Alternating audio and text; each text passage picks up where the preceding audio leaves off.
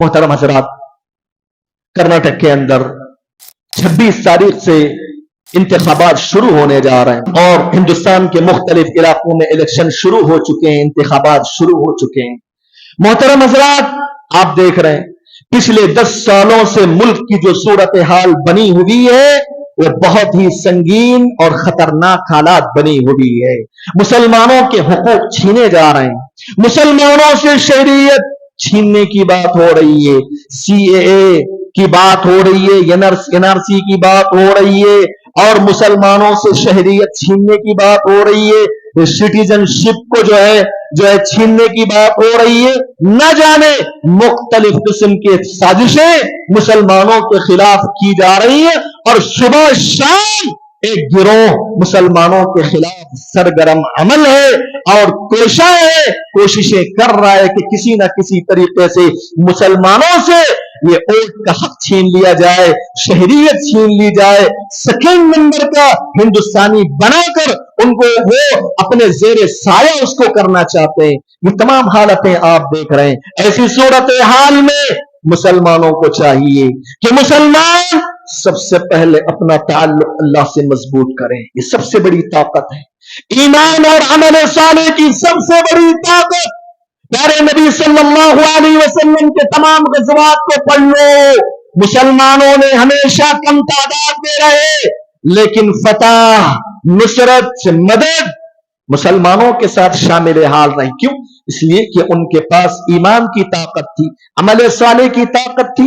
ईमान और अमल साले के बगैर मुसलमानों के हिंदुस्तान के हालात कभी सुधर नहीं सकते। ये सबसे पहली बुनियाद है, ये सबसे बड़ी ताकत है ईमान और अमल साले की। अगर आप अपने दुश्मन को हराना चाहते हो, अपने दुश्मन को हराकर अपने हुकूक वापस लेना चाहते हो, मस्जिदों की हिफाजत करना चाहते हो, अपने आप के हुकूक की हिफाजत करना चाहते हो, आसानी के साथ इबादत करना चाहते हो, इबादत में पक्के बन जाओ, ईमान और अमल सालेह के एतबार से मजबूत बन जाओ। ये सबसे पहली बुनियादी बात। दूसरी बात मेरे भाइयों, इस्लामी शरीयत ये कहती है कि मानवी असबाब के साथ साथ हिस्सी असबाब और मादी असबाब को भी इख्तियार करना चाहिए। हिस्सी और मादी असबाब का मतलब, मैं ये बात कहना चाहता हूं, इंतखाबात शुरू होने वाले हैं, लिहाजा ईमान और अमल साले की ताकत के साथ साथ वोटिंग का सिलसिला शुरू होने जा रहा है। लिहाजा गुजारिश ये है कि आप अपने किसी भी वोट को जाये होने ना दें, आप इस वोट का भरपूर इस्तेमाल करें। ईमान और अमल साले के बाद अगर आप अपने हुकूक की हिफाजत चाहते हैं, आप ये चाहते हैं कि आपकी मस्जिदें महफूज रहें, आपके हुकूक महफूज रहें, आप अमन शांति की जिंदगी बसर करना चाहते हैं, ईमान और अमल साले के बाद इस वोट के हथियार का इस्तेमाल करना होगा। ये वोट हथियार है, ये वोट ताकत है, ये वोट हमारे और आपके हुकूक के तहफ्फुज का ज़ामिन है मेरे भाई। इसको हल्का ना समझे। इसीलिए मुसलमानों की जिम्मेदारी है कि मुसलमान चाहे बूढ़ा हो, चाहे मर्द हो या औरत हो, नौजवान लड़की हो, नौजवान लड़का हो, बूढ़ा मर्द हो या बूढ़ी औरत हो, तमाम के तमाम लोग जो कानून के हिसाब से वोट देने के लायक बन चुके हैं, ऐसे तमाम मुसलमानों की जिम्मेदारी है कि वो हर कोई अपना दीनी फरीजा समझते हुए वोट डालना न भूले। आपसे मुसलमानों का कोई भी वोट जाये होने ना पाए। हर घर का फर्द, हर मेंबर वोट का इस्तेमाल करे। ये मेरे भाइयों दीनी जिम्मेदारी है। ये सिर्फ सियासत की हद तक नहीं रहा मसला, ये सियासत की हद तक नहीं रहा मसला। ये मसला दीन से जुड़ा हुआ है, ये मसला हमारे और आपके अकीदे से जुड़ा हुआ मसला है, हमारे दीन की हिफाजत से जुड़ा हुआ मसला है। इस मसले को याद रखो, दीन पर अमल करना, अकीदे की हिफाजत करना, मुसलमानों के हुकूक की हिफाजत करना, ये हर मुसलमान पर जरूरी है। और ये मुसलमानों की हिफाजत का डिपेंड, मुसलमानों की अकीदे की हिफाजत का डिपेंड, मुसलमानों की अमन शांति की हिफाजत का दारोमदार इसी वोट पे रखा गया। जब इसकी बुनियाद पर वोट पर है, वोट का इस्तेमाल करना भी जरूरी है और वाजिब है। मा ला यतिम्मुल वाजिबु इल्ला बिही फहुवा वाजिब।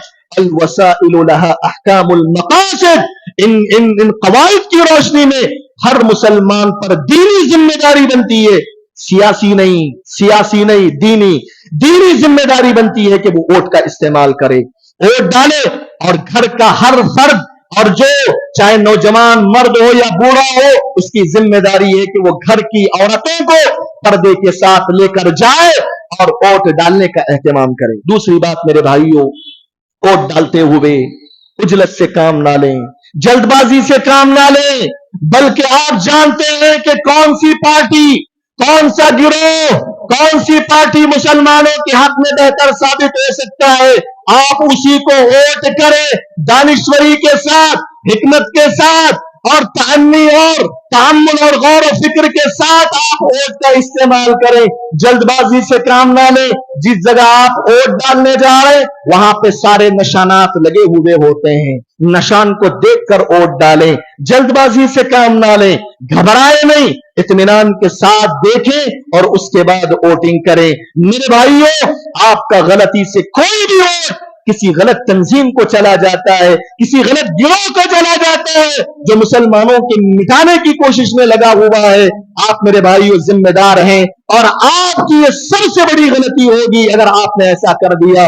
اور جلد بازی سے کام لینا یہ شیطان کی طرف سے ہے، العجلۃ من الشیطان والتأنی من اللہ، ٹھہراؤ کے ساتھ، اطمینان کے ساتھ، جو بہتر پارٹی ہے مسلمانوں کے حق میں اس کو ووٹ کرنے کی کوشش کیجیے۔ حضرات، تیسری بات میں آپ کے سامنے ذکر کر دوں جو کہ بہت اہم ہے انتخابات کے حوالے سے۔ حضرات، خاص کر کے تمام کے تمام ہندوستان کے مسلمان، اور بالخصوص وہ لوگ جو معاشرے کے اندر جن کا وزن ہوتا ہے، جن کے اشاروں پہ لوگ ووٹ دیتے ہیں پارٹیوں کو، ان کی ذمہ داری ہے، ان کی دینی ذمہ داری ہے کہ وہ اس ووٹ کا استعمال اپنی ذاتی مفاد کے لیے ہرگز نہ کریں۔ اس ووٹ کا استعمال اپنے شناخت کے لوگوں کو، اپنی پہچان کے لوگوں کو آگے بڑھانے کے لیے استعمال نہ کریں، پیسے کمانے کا ذریعہ اس ووٹ کو نہ بنائیں۔ مسلمان اتنے نادان ہوتے ہیں، کسی غلط پارٹی کی طرف سے کبھی کچھ پیسے زیادہ مل جاتے ہیں، رشوت لے کر پیسوں کی وجہ سے غلط پارٹی کو اور دیتے ہیں۔ میرے بھائیوں، یہ مسلمانوں کا طریقہ نہیں۔ میرے بھائی، یہ ذاتی مفاد کا مسئلہ نہیں ہے، یہ آپ کی شناخت والے لوگوں کو ووٹنگ میں آگے بڑھانے کا مسئلہ نہیں ہے۔ سارے مسلمانوں کے حقوق کی حفاظت کا یہ ذریعہ ہے ووٹ، اور آپ کی نظر میں صرف آپ کا مفاد نہیں ہونا چاہیے، آپ کی شناخت کے لوگوں کے چہرے نہیں ہونے چاہیے، بلکہ تمام ہندوستان کے مسلمانوں کی حفاظت کی تڑپ آپ کے دل میں ہونا چاہیے۔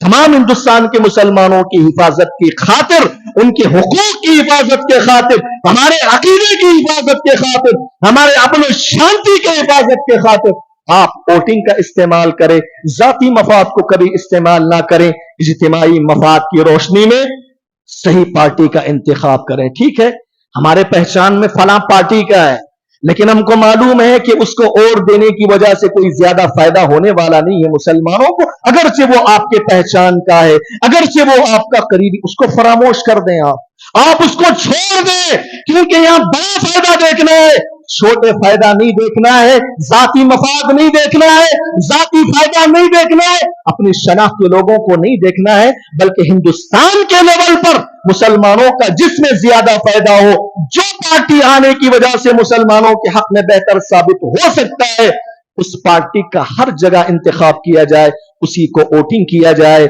یہ دینی ذمہ داری ہے۔ پیارے نبی صلی اللہ علیہ وسلم نے حدیث میں فرمایا، خیر الناس من ينفع الناس، خیر الناس من ينفع الناس، لوگوں میں سب سے بہترین انسان وہ ہے جو لوگوں کے حق میں بہتر ہو۔ سبحان اللہ، کیا پیاری تعلیم ہے پیارے نبی کی۔ پیارے نبی نے یہ نہیں کہا وہ آدمی سب سے بہتر ہے جو اپنے حق میں بہتر ہو، اپنا فائدہ دیکھتا ہو، ایسا انسان بہتر نہیں ہے۔ سب سے بہترین انسان پیارے نبی کو اس کو قرار دیا جو لوگوں کے فائدے کو دیکھتا ہے، جو مسلمانوں کے فائدے کو دیکھتا ہے، مسلمانوں کے حقوق کی حفاظت کی طرف لیتا ہے، ایسا آدمی لوگوں میں سب سے بہترین انسان ہے۔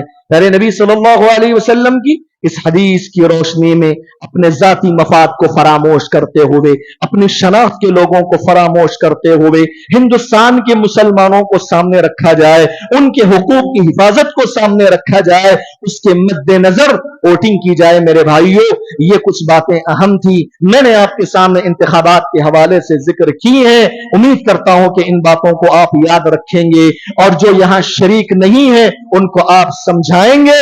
और 26 तारीख से जो वोटिंग शुरू होगी अपने इलाके में, शायद 7 मार्च को शुरू होने वाली है। बहरहाल ये बातें तमाम हिंदुस्तान के मुसलमानों के लिए थी। इन तमाम बातों की रोशनी में वोटिंग करें और इस वोट का इस्तेमाल करें। ये मादी सबब है, ये भी एक बहुत बड़ी ताकत है हमारे हुकूक की हिफाजत के लिए। अल्लाह रब्बुल आलमीन से दुआ है कि रब्बुल आलमीन हम तमाम लोगों को जो बातें मैंने कही हैं उस पर सबसे पहले मुझे और आप हजरात को अमल करने की तौफीक अता फरमाए।